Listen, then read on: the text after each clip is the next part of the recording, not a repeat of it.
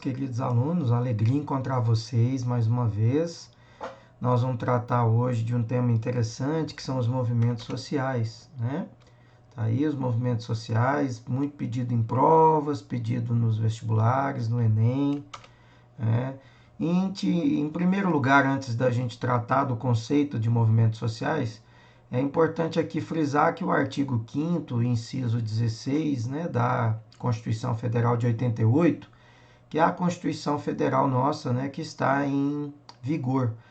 Ele vai estabelecer que é livre o direito de manifestação, né, é assegurado esse direito de manifestação, é lógico, né, desde que essas manifestações não extrapolem os limites da lei, desde que as manifestações não sejam para pedir fechamento de Supremo, manifestações antidemocráticas, para gerar calúnia, para incitar o povo contra as instituições democráticas legitimamente constituídas, isso não é permitido, né? Da mesma forma que a liberdade de expressão, que muita gente fala da liberdade de expressão, no entanto, fake news não é liberdade de expressão, fake news é mentira, fake news distorce, elas são construídas de maneira a confundir, a criar uma campanha difamatória contra alguém, né? A espalhar medo, pânico, né? Isso não configura liberdade de expressão. Isso viola a nossa Constituição e é por isso que vocês têm visto aí investigações no Supremo e as próprias decisões no Supremo Tribunal Federal para impedir esse tipo de prática, jogando contas em Instagram, né, derrubando contas no Facebook, no Instagram, no Twitter, contas essas que estão ligadas aí a perfis que vêm disseminando ódio há algum tempo, né? Então, é exatamente isso que é proibido, isso é vedado pela lei. Agora, a manifestação, sem nenhum problema, a manifestação é legítima, inclusive a greve é também instituída por lei e é lícita, tá certo? Então, nos últimos anos, muitas pessoas saíram às ruas, né? Aliás, desde que nós nos entendemos enquanto seres humanos e vivemos em organizações sociais, as manifestações sociais são recorrentes, são importantes, e é graças a essas manifestações que acontecem a melhoria dos processos, né, do processo democrático, há um aperfeiçoamento nas relações políticos administrativas. Então, as manifestações sociais são importantes. É em razão delas que a gente adquiriu direitos, né, como direitos trabalhistas, direitos ligados à previdência, às instituições e à coobrigação que as instituições têm em garantir mecanismos, né, de amparo social. Então, as manifestações sociais são extremamente importantes. Nenhum de nós, na condição de seres humanos e na condição de quem gosta da democracia, defende a democracia, quer o aprimoramento da democracia, nenhum de nós deveríamos ser contra, tá? Só é contra manifestações sociais as pessoas que também não são familiarizadas com a democracia e com aquilo que as instituições democráticas garantem a cada um de nós, tá bom, gente? Isso com muita clareza, né?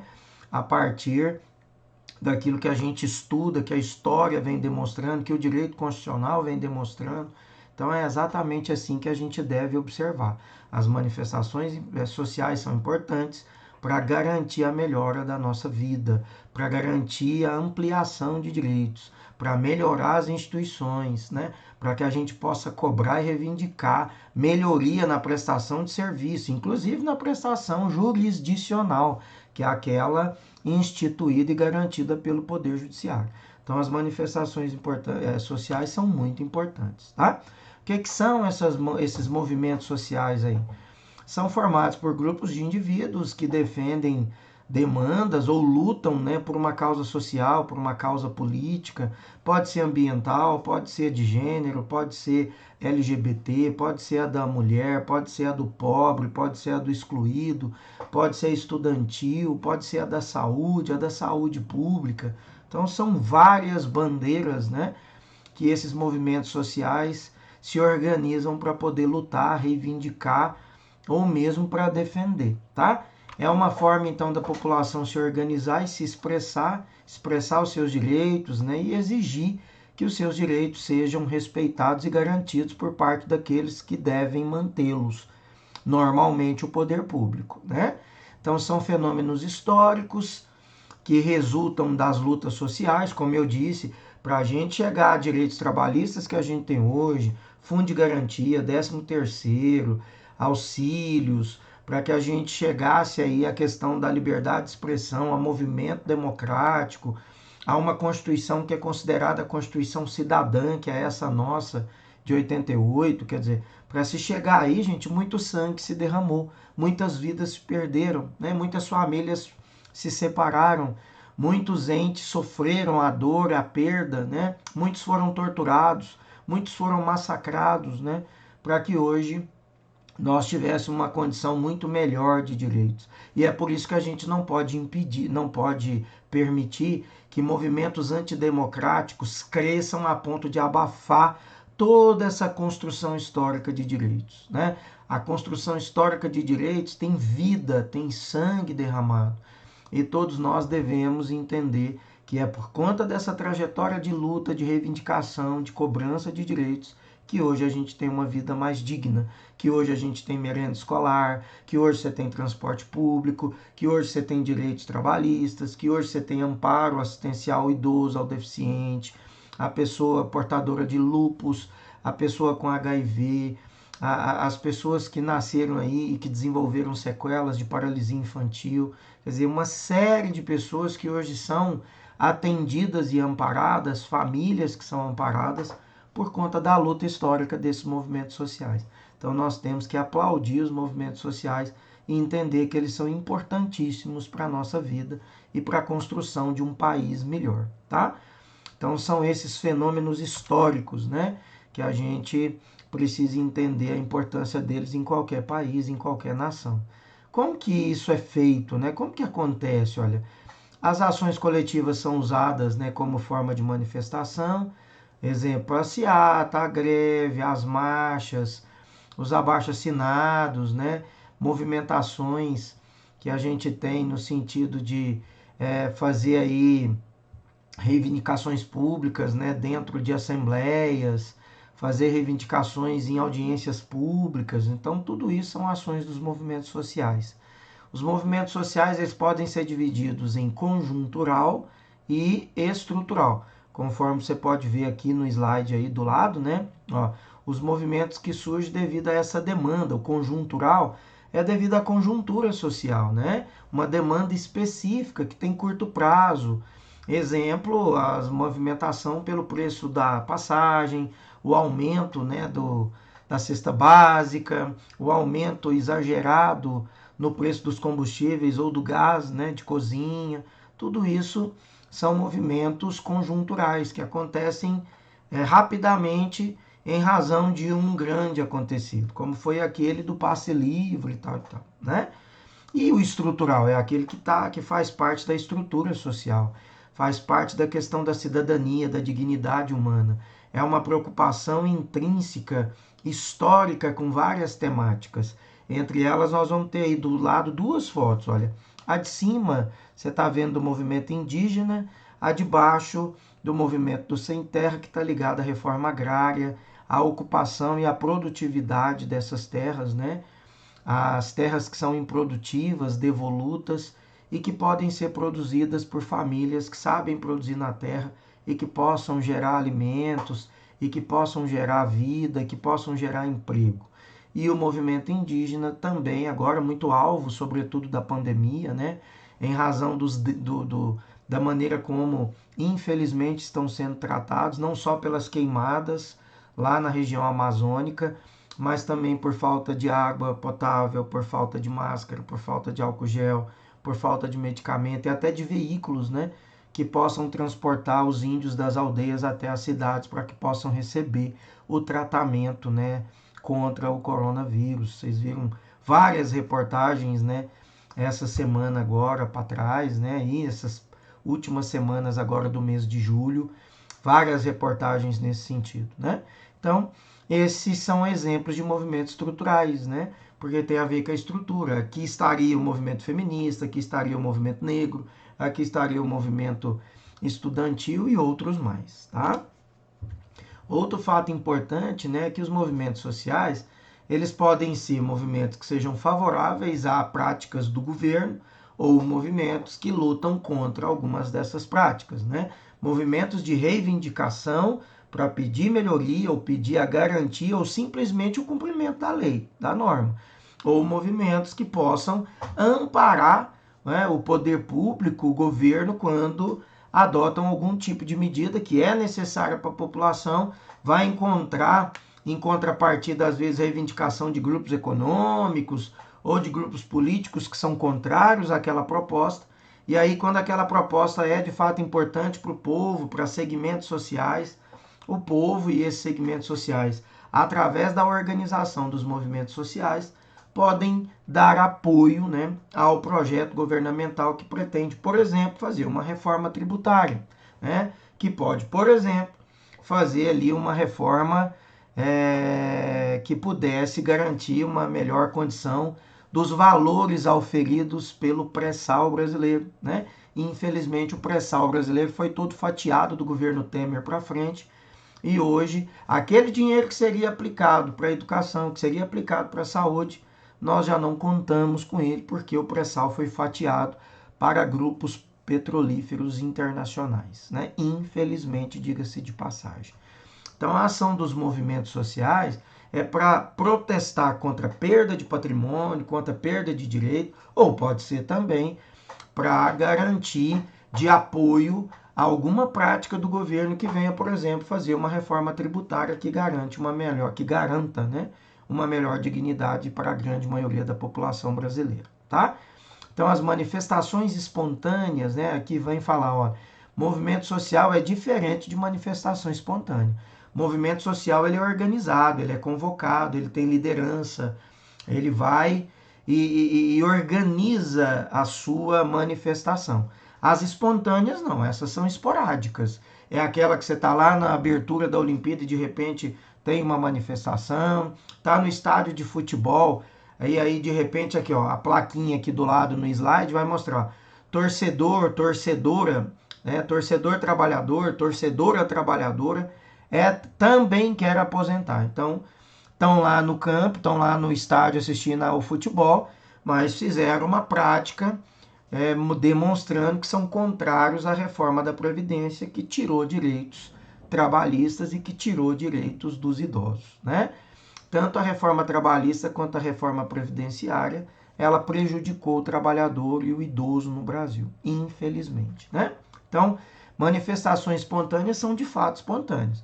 Essas manifestações que convoca paulista com 3, 4 trio elétrico, todo mundo com camiseta, o carinha lá com microfone, esses movimentos MBL, movimento para tirar a presidenta, isso não é espontâneo, isso não é movimento social, né? São movimentos, manifestações espontâneas, né? Manifestação espontânea é quando as pessoas espontaneamente realizam, né? E esses movimentos convocados, que até é anunciado em jornal, que tem outdoor convocando para tal hora em tal lugar, isso não é movimentação espontânea. Isso é ação de movimento social, que ora pode ser de direita, ora pode ser de extrema direita, ora pode ser de esquerda ou de extrema esquerda, tá? Mas são movimentos sociais, porque são convocados, tem uma hierarquia, tem uma organização, tem uma convocação, você tem toda uma estrutura, um aparato, inclusive com cobertura da mídia, né? Como a gente viu aí durante manifestações que antecederam ao impeachment da ex-presidenta Dilma, tá? Então isso não é movimento espontâneo, isso é só conversa de político para parecer bonitinho na mídia, mas não é. Conceitualmente falando, a partir da sociologia, isso não é movimento espontâneo, tá bom? Então, como que surgiram esses movimentos, né, no Brasil em especial? Olha, os movimentos sociais, eles ganharam muita força a partir da década de 70 no Brasil, principalmente por conta do regime militar, né, da ditadura civil-militar, que tirou muitas vidas, que torturou muita gente, que impôs um cala-boca, um movimento transvestido de muito fascismo também, como agora a gente tem muito movimento fascista também aí, né, em rede social, na rua, pedindo intervenção militar, pedindo fechamento de Congresso, pedindo fechamento de Supremo. Isso são movimentações fascistas, viu, gente? O termo fascismo, ele tem sido muito usado, mas quem tiver dúvida, basta buscar a origem dele nos livros de história, de filosofia, de sociologia. Você vai entender que toda prática contrária à democracia, que persegue pessoas, que fazem campanhas difamatórias contra alguém, simplesmente porque criticou, isso é fascismo. Que fecha instituições, né, que fica vigiando. Vocês viram aí também essa semana um dossiê que estava sendo construído dentro do Ministério da Justiça, a mando do governo federal, para ficar vigiando movimentos, pessoas, funcionários públicos antifascistas. Quer dizer, isso é fascismo puro, gente, tá? Isso aconteceu em governos na Itália, na Espanha, isso aconteceu no nazismo na Alemanha. Você criar órgãos para vigiar pessoas, você criar órgãos para ter um atestado ideológico de pessoas, você ficar impondo ali vigilância, né, vigilância em alguém, a pessoa perder direito, a pessoa ficar amedrontada se tiver uma manifestação de ser perseguida, isso é fascismo puro, viu, gente? Fascismo, esse nacionalismo exacerbado, a ideia de que o país é só de um grupo, a ideia de que o estrangeiro não pode vir para cá, a não ser que seja americano, quer dizer, isso não coaduna, gente, com tudo que tem de legislação internacional, tá? Então, nós precisamos entender que durante o regime militar, muitas dessas práticas violentas, antidemocráticas, fascistas, elas cresceram ainda mais no Brasil e os movimentos sociais, então, se intensificaram contra essas medidas, contra essas práticas. Outra vertente importante, queira a gente ou não, goste a gente ou não, é o do MST, que é o movimento trabalhista, né, dos trabalhadores rurais.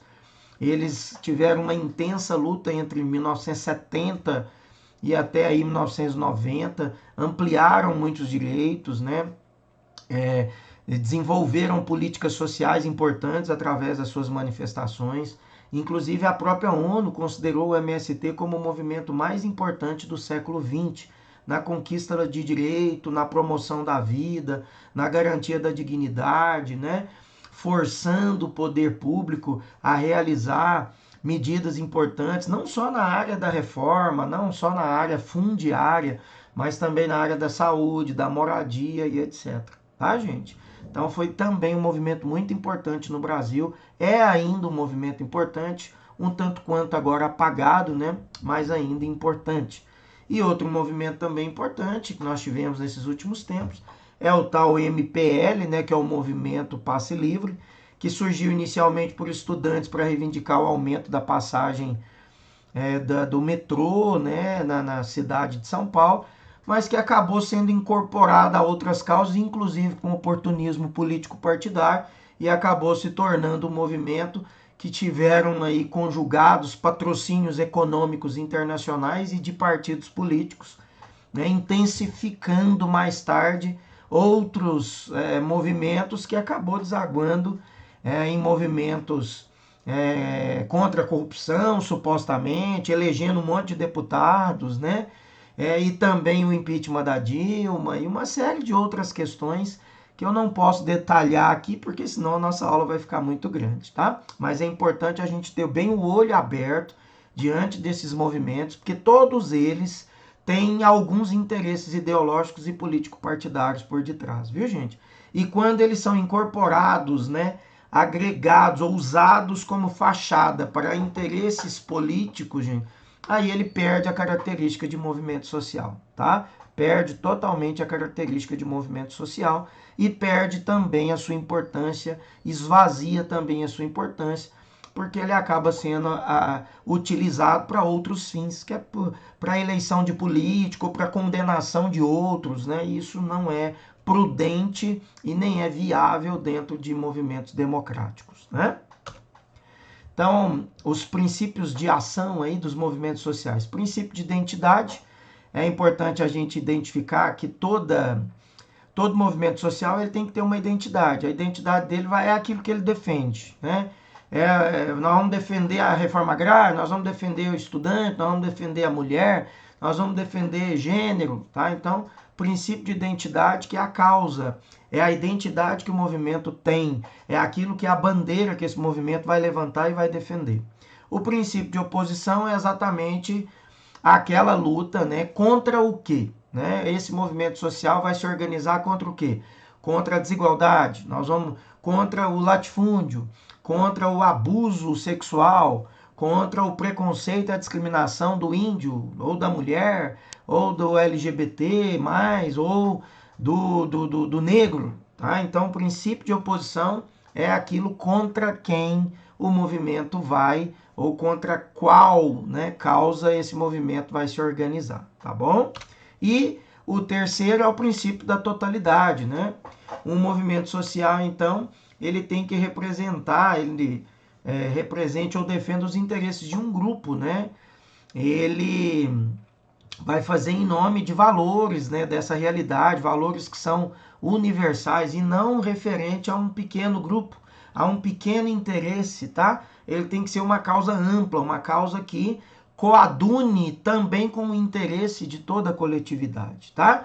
O movimento, então, por exemplo, do Sem Terra, como aqui no slide fala, olha, ele luta afirma lutar por justiça social, então contra a desigualdade, contra o latifúndio, contra a concentração de riqueza. O movimento estudantil, pela melhoria da qualidade do ensino, sobretudo do ensino público no Brasil, né? O movimento feminista, pela igualdade de direitos, tá certo, gente? Então esse é o princípio de totalidade. Os tipos de movimentos, nós podemos encontrar 3 tipos. Movimentos sociais reivindicatórios, que o próprio nome diz para nós, reivindicam, realizam pressão pública, né? Cobram para modificar dispositivos, valores e melhorar a condição de vida, ou melhorar aquela causa específica que é o tema de luta daquele movimento. Os movimentos políticos buscam influenciar, então, a população na participação política, na consciência política, né? Para garantir que o voto seja mais consciente e claro, para traduzir em melhorias concretas para aquilo que o povo realmente precisa, né? A gente vê muita gente votando aleatoriamente por conta de propaganda, por conta disso ou por conta daquilo e não percebe a ideologia que aquele partido defende e não percebe que votando em tal partido você está elegendo pessoas que vão lutar contra a sua causa muitas das vezes, né? São partidos elitistas ou elitizados, são partidos que vão lutar pela privatização de serviços públicos e ainda assim a classe média baixa, muita gente, classe média sobretudo, votam nesses partidos que vão realizar políticas de privatizações, políticas que vão retirar ainda mais direito, que vão com suas medidas talvez ainda ampliar a fome e a miséria, como a gente vê que acontece. Quando aprovou reforma trabalhista, você vê o tanto que impactou negativamente no aspecto social aqui no Brasil, né? Então, movimentos políticos têm esse nível ligado à consciência política, à participação política, para garantir mudanças estruturais naquilo que é importante no nosso país. E o terceiro, movimentos de classe, né? Subscrevem, né? Eles buscam subverter a ordem social, né? Alterar as relações de distintos fatores na conjuntura nacional, né? Vão ligar a classes específicas, ou do trabalhador, ou da mulher, ou a de empresários, ou a de funcionários, a de petroleiros, etc. Tá? Então, são esses movimentos de classe ligados à CUT, ligados aos sindicatos, ligados às centrais sindicais, né? Que pode ter movimento de direita e pode ter também movimento social de classe de esquerda, viu? Não é porque é movimento social de classe que a gente pensa que é tudo movimento de esquerda, não, viu? Existem muitos movimentos de direita dentro de movimentos de classe, tá? Beleza? Isso é importante a gente entender e saber distinguir. As características, então, dos movimentos sociais. A ideologia é a primeira delas, né? É a base de pensamento, é o pensamento ideológico comum, é aquilo que norteia a causa do movimento. O projeto, né? É o movimento social. Todo ele tem que ter um projeto. O que se busca? O que nós queremos? Bom, o movimento negro quer lutar contra isso, contra a redução do preconceito, para a melhoria da dignidade do povo negro, para fomento de políticas públicas que possam incluir melhor o povo negro, etc. Então, é um projeto. A hierarquia, né? Uma organização hierárquica de movimento social, ela pode ser centralizada nas mãos de um órgão maior ou descentralizadas através de pequenos comitês, né? Apresentando aí um ou mais líderes, né? Que são os organizadores diretos, aqueles a quem cabe fomentar o projeto, né? Desenvolver a ideia, popularizar essa causa, né? É aqueles que vão apresentar a cara do movimento, certo? Os tipos de movimentos sociais, nós temos 3, né? Reivindicatórios políticos e movimentos de classe. Opa, eu já até falei, né? Eu repeti esse slide, né, gente? Vocês me desculpem, mas é bom que aqui tem um cartazinho da Marcha das Vadias, né? Foi um movimento importante ligado à questão da mulher e de gênero, né? De maneira geral, a questão da luta de gênero. E esse movimento aí teve uma importante contribuição ligada exatamente a esses movimentos reivindicatórios, né, que focam em ações de exigências na melhoria, na ampliação da consciência crítica das pessoas, né, ao fomento de políticas públicas, etc. E as fases, então, né, do movimento social. A primeira fase do movimento é a agitação, funciona então em 2 estágios. No primeiro, a população encontra resignada diante de uma situação de injustiça, e na segunda, o povo encontra então o descontente, o inquieto, e promovem a reivindicação. A excitação é outra fase, né?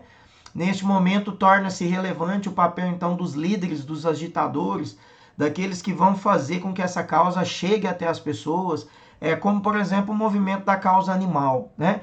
O que leva tantas pessoas a entrarem na causa da proteção animal, do pet em si? Exatamente essas lideranças que divulgam, essas lideranças que tomam esse papel de excitar, de mostrar, de evidenciar números, de mostrar a condição dos animais, etc. É por isso que nós vamos ter adeptos a essa causa. Então é a excitação, é aquela parte em que as lideranças vão fazer com que essa causa chegue até a gente, fazer com que todo mundo se familiarize, tenha percepção clara do que essa temática quer discutir, para que a ganhe, para que o projeto possa angariar adeptos, né? Mais pessoas para defender essa causa. A terceira é a formalização, é o estágio então de organizar o movimento, de formalizar, de ter documento, de ter estatuto, de ter regra, de ter a forma que ele vai ser financiado, de ter quem vai gerir, quem vai administrar, quem vai pagar conta, quem vai organizar, quem vai falar na mídia, né?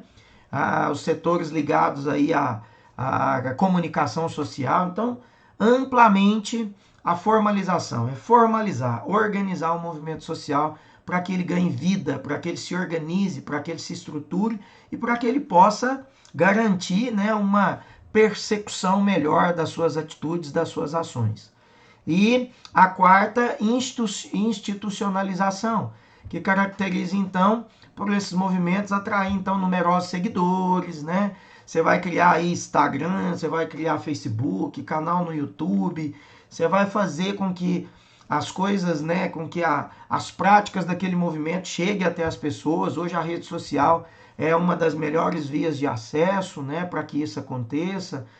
Então, você vai ali mostrando o papel, né, das lideranças, né, busca ali uma centralização em algumas das causas, mas outras você tenta, então, terceirizar essas causas para outros grupos que possam também se envolver com elas, defender essas causas, né, popularizar essas causas, e isso, então, tem uma referência importante, e é por isso que a gente tem que ter o cuidado, porque em alguns desses movimentos também possa haver o oportunismo político de pessoas que entram nesses movimentos, acabam se elegendo a partir dessa pauta e aí depois, né, acabam se perpetuando como alguém que é do movimento, está nessa causa, mas na verdade não é tão ligado à causa assim, né? Utiliza a causa só como, como se fosse um trampolim, né, para objetivos mais altos, tá bom? Dentro do processo político. E aí, por fim, os movimentos então sociais contemporâneos. Um deles é o movimento negro, né? É o movimento presente da escravidão para cá, né? Desde a luta dos quilombos, né? É uma luta contra a discriminação étnica, racial.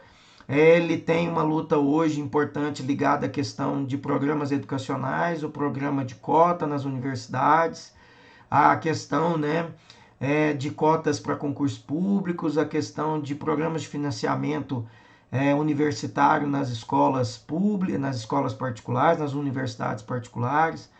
Então, o movimento negro hoje ele está intenso em razão depois da morte ali do americano de George Floyd, né? Nós vamos ter aí uma intensificação dele nos Estados Unidos e em boa parte do mundo em razão da agressão, né, policial contra negros, da marginalização dos negros, né, da discriminação com relação aos negros. Movimento estudantil, nós já falamos algumas temáticas deles, né? Mas principalmente ligado ao fomento de políticas públicas voltados para o incremento da política educacional pública, né?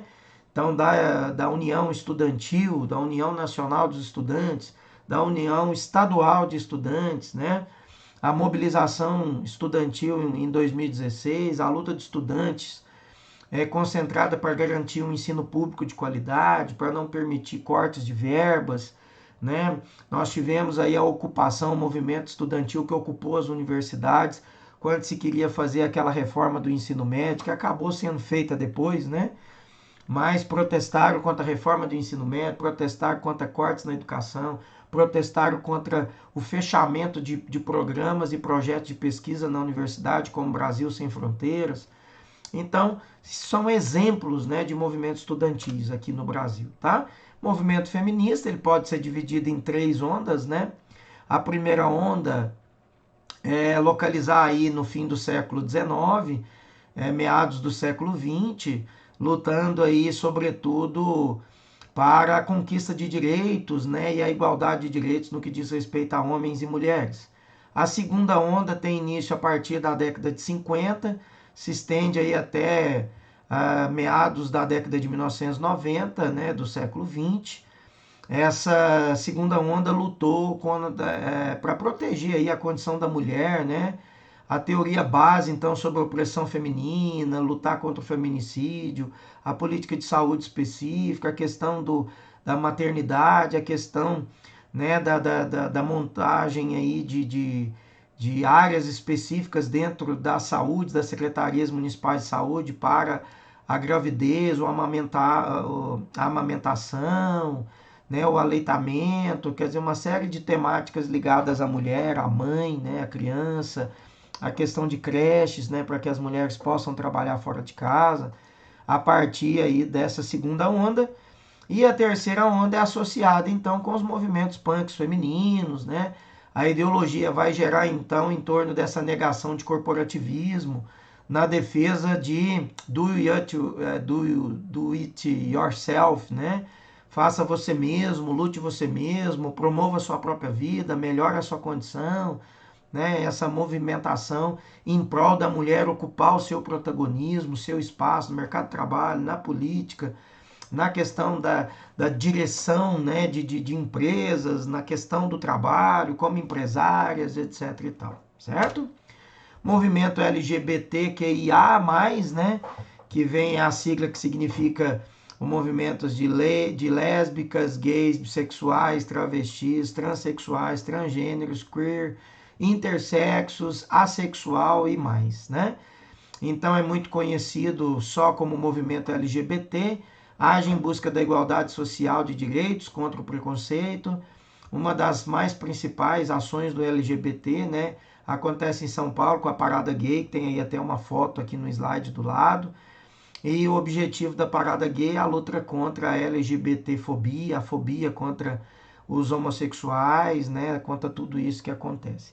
Uma coisa importante é lembrar da boate Stonewall, né, que é quando nos Estados Unidos iniciou esse movimento LGBT, e inclusive essa bandeira do arco-íris foi criada por esse movimento dentro da boate em Stonewall.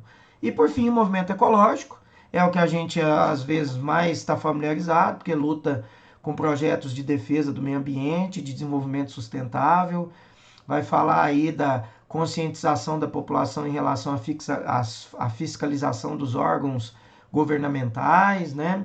A luta contra desmatamento, assoreamento de rios, a emissão de gases tóxicos, a emissão de agrotóxicos, uma série de medidas que, pelo menos agora no Brasil, voltou a ser intensificada, né, por parte desse atual governo, e que agora os movimentos sociais voltaram a ter mais trabalho, exatamente na defesa do meio ambiente, na defesa desse desenvolvimento sustentável. Tá bom, gente?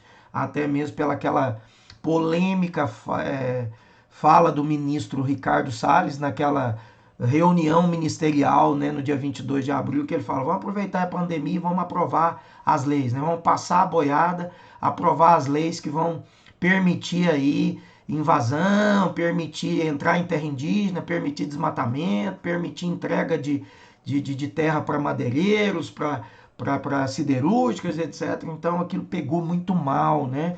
A ponto de até organismos internacionais e até quem tem dinheiro para investir no Brasil falar para o Brasil.